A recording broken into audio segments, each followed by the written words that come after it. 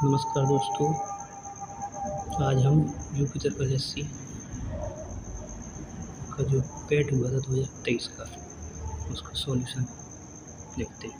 ये 28 अक्टूबर 2023 को हुआ था, फर्स्ट शिफ्ट का पेपर है ये। चलिए स्टार्ट करते हैं।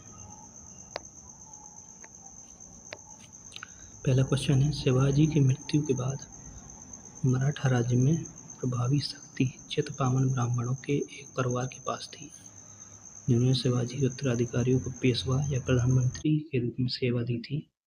कौन सा शहर मराठा साम्राज्य की राजधानी बन गया?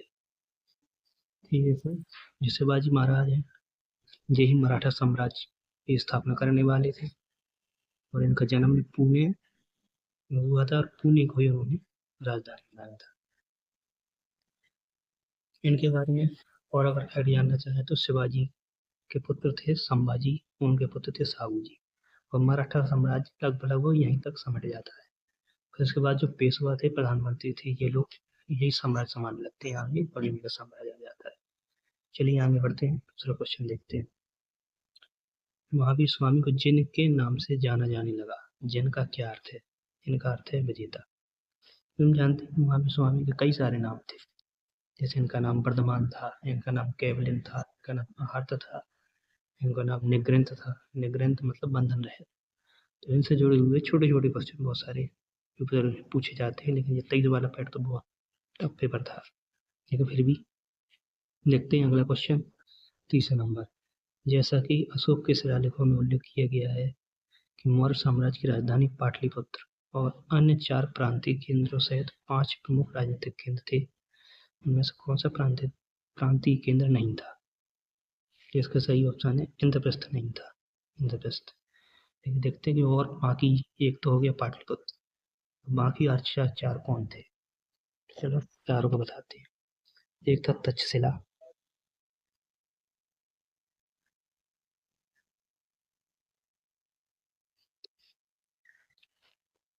दूसरा था उज्जैन,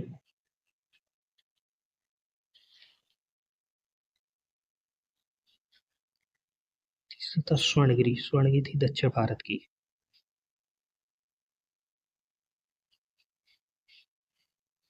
चौथी थी तोसली, तोसली थी पूर्वी भारत की। 1 2 3 4 5, ये 5 राजधानियाँ थी। चलो देखते हैं, आगे देखते हैं अगला क्वेश्चन।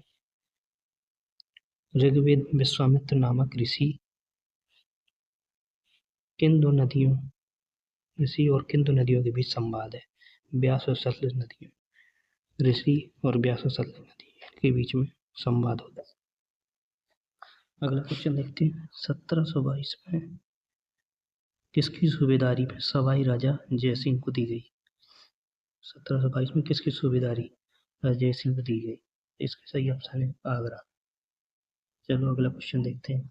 निम्नलिखित में से किसने किसके किसने अपने सहयोगियों को यह महसूस करने के लिए प्रेरित किया था कि संविधान सभा ब्रिटिश निर्मित थी और ब्रिटिश योजनाओं का काम कर रही थी, जैसा कि ब्रिटिश चाहते थे इस पर काम किया जाए? ये सोमनाथ लाहिड़ी जी ने कहा था। आगे अगला क्वेश्चन। चित्तरंजन दास और मोतीलाल नेहरू ने परिषद राजनीति में वापसी पर बहस करने के लिए कांग्रेस के भीतर निम्नलिखित में से किस राजनीतिक दल का गठन किया था? हम जानते हैं दोस्तों, स्वराज पार्टी गठन किया था उन्होंने। 1921 में जो चौरी चौरा कांड होता है, चौरी चौरा कांड के बाद 1923 में स्वराज पार्टी का गठन होता है। 1923 में चित्तरंजन दास और मोतीलाल नेहरू देश के प्रमुख चेहरे थे। चलिए आगे वाला क्वेश्चन देखते हैं।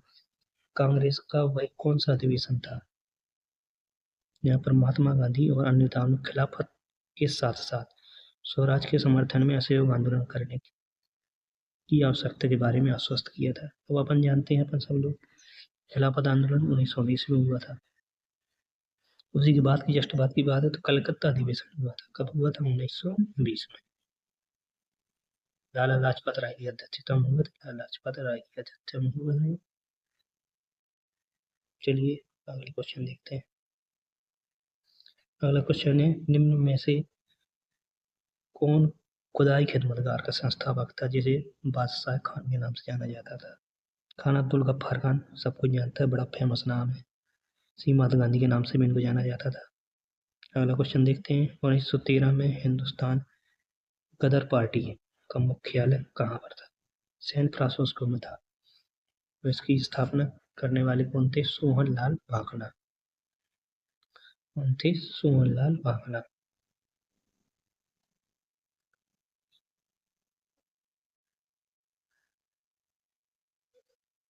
सोहन सिंह भाकना थे। सोहन सिंह भाकना।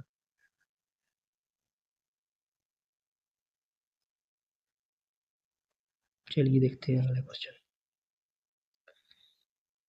अगला क्वेश्चन है, सिरोही कामुदनी लिली भारत में निम्नलिखित में से किस राज्य में पाई जाने वाली एकमात्र स्थलीय कुमुदिनी लिली है? ये मणिपुर में पाई जाने वाली लिली है। अगला क्वेश्चन, उड़िया पठार। उड़िया देखते ही लोग बाग सोचेंगे तो उड़ीसा में होगा उड़िया पठार, लेकिन ये राजस्थान में है। अगला क्वेश्चन देखते हैं, शीत ऋतु की शुरुआत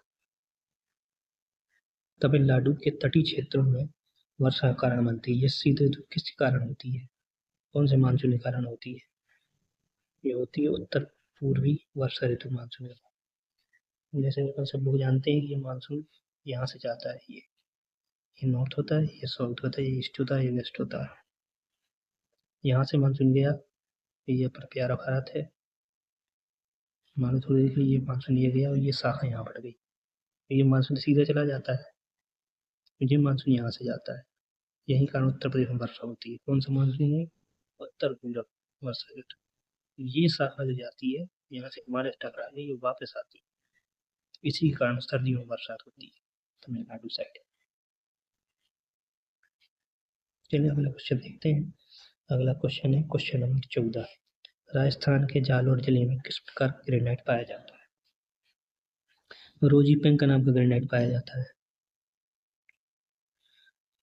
पुर्तगालियों द्वारा अगला क्वेश्चन, पुर्तगाली द्वारा निर्मित बुंदेल चर्च भारत में निम्नलिखित में से किस राज्य के शासित प्रदेश में स्थित है? ये पश्चिम बंगाल में स्थित है। अगला क्वेश्चन है, गन्ने के उचित एवं लाभकारी मूल्य कौन मंजूरी देता है? आर्थिक मामलों की कैबिनेट समिति इसको मंजूरी देती है। अगला क्वेश्चन है, निम्नलिखित में से कौन सा भारतीय श्रम कानून सामाजिक सुरक्षा उपाय जिसका उद्देश्य काम करने का अधिकार, मतलब ये मनरेगा की बात कर रहा है। मनरेगा मनरेगा के बारे में दो तीन चीजें और दोस्तों याद रखनी है कि एक तो ये 100 दिन का रोजगार की गारंटी देता है, और ये एक्ट एक्ट है ये 2005 का, लागू हुआ 2006 में।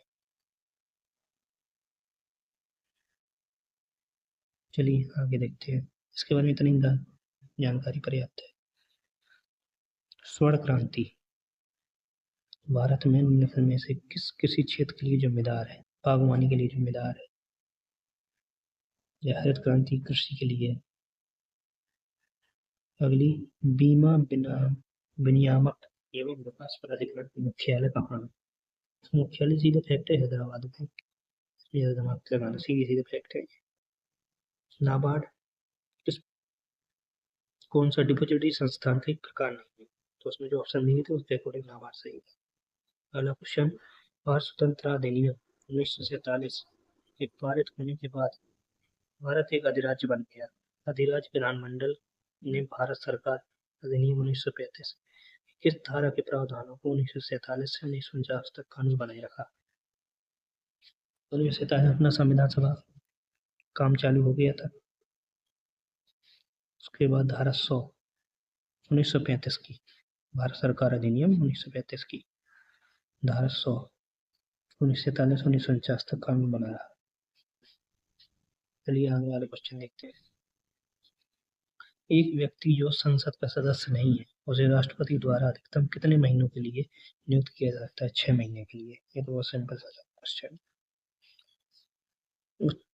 उस उच्च न्यायालय का नाम बताइए जिसका क्षेत्राधिकार अंडमान निकोबार केंद्र प्रदेश में कलकत्ता उच्च न्यायालय का आता है,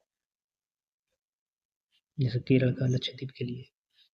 पंचायती राज संस्थाओं के अस्तित्व के लिए भारत संसद द्वारा 73वां संविधान संशोधन कब पारित किया गया? देखिए ये इसका क्वेश्चन आंसर है 1992। तो भी पारित हुआ था 1992 को। पारित हुआ था 1992 को। पारित हुआ था 1992 को, लेकिन लागू कब हुआ? लागू हुआ 1993 को। तो ये अंतर आपको याद रखना है। हम तो इसी में मिस्टेक कर देते। 1928 में मोतीलाल नेहरू द्वारा कौन सा अधिनियम विधेयक प्रस्तावित किया गया था? अधिकारियों का बिल पारित किया गया था। स्वर यंत्र के संबंध में निम्नलिखित में से कौन सा सही है? इसमें स्वर रज्जु होते हैं। मिल्क ऑफ मैग्नीशिया किस प्रकार का कोलाइड है? सोल। दोस्तों कॉन्सोलाइड है, कॉन्सोल है, कॉन्सोल्यूशन है। इसके बारे में एनसीईआरटी में बहुत अच्छे से दिया गया है। एनसीईआरटी में आप चैप्टर खोलेंगे सॉल्यूशन, तो उस चैप्टर में आपको बहुत कायदे से मिल जाएगा। अगला देखते हैं, निम्नलिखित में से कौन सा कार्बनिक यौग मानव शरीर में प्लाज्मा को जमा देता है? मिथेनॉल। अगला क्वेश्चन, निम्नलिखित में से कौन सा आंतरिक सौरमंडल में स्थित एक भौनाग्रह है? सारस एक भौनाग्रह है। अगला क्वेश्चन देखते हैं, बिछुआ नेटल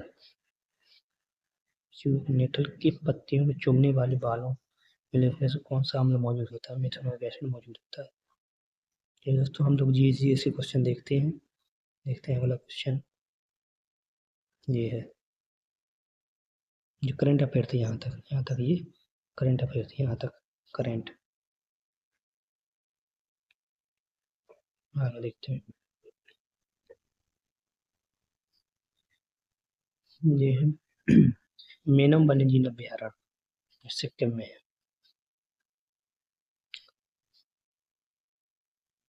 तेलंगाना राज्य के पालमपेट गांव में स्थित रामप्पा मंदिर, जिसे वर्ष 2021 में यूनेस्को विश्व धरोहर स्थल घोषित किया गया, उसका निर्माण निम्नलिखित में से किस राजवंश के शासनकाल के दौरान हुआ था? काकतीय राजवंश। काकतीय राजवंश दक्षिण भारत में प्रसिद्ध है।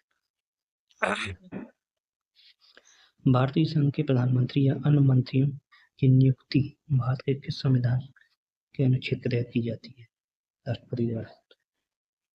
अनुच्छेद 75। प्रधानमंत्री नहीं लिखा है, एग्जीक्यूटिव मत लिखा हुआ है, मंत्रिमंडल ऐसा लिखा हुआ है। और एक चीज और दोस्तों, इसके लिए एक और ट्रिक है, इसमें अगर 89 जोड़ देते हैं तो ये स्टेट का बन जाता है, ये सेंट्रल का,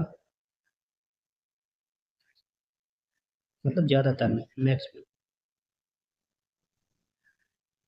में जो है यही ट्रिक काम कर जाती है। इसमें जोड़ो तो ये स्टेट का बन जाता है। चलिए आगे क्वेश्चन देखते हैं। कुथु भारत के निम्नलिखित में से किस राज्य केंद्र शासित प्रदेश में कूथमबलम मंदिर में प्रदर्शित एक सामाजिक धार्मिक कला है? केरल की है ये धार्मिक कला। केंद्रीय भाषा संस्थान मैसूर में है। यह रासायनिक हथियारों का निषेध, इसमें कितने राष्ट्र संयुक्त राष्ट्र में 193 देश है। एक सिंपल सा फैक्ट है, फैक्ट को आपको याद करना रहेगा। निम्न में से कौन मालदीव की आधिकारिक भाषा है?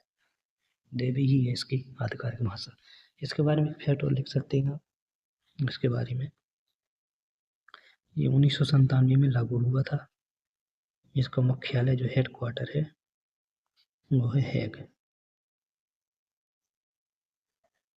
में है इसका हेडक्वार्टर। पुला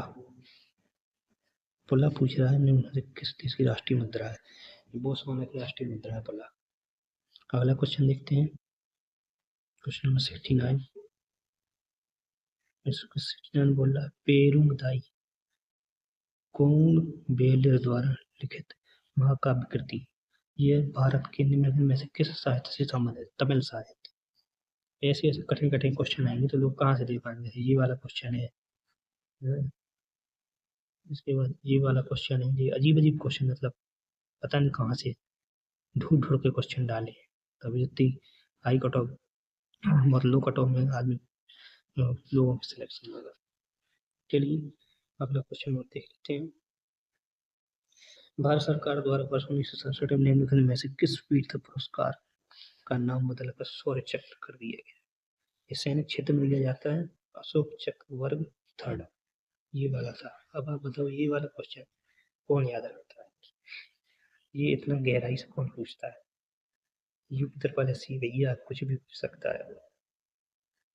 चलिए यहीं तक क्वेश्चन थे इसमें जीएस के, बाकी इसमें हिंदी के, रीजनिंग के, मैथ वगैरह के ये सब क्वेश्चन दिए हुए हैं। ये सब देखते हैं किसी भी लेक्चर में। ठीक है, तो इस चैनल को सब्सक्राइब कर दीजिए।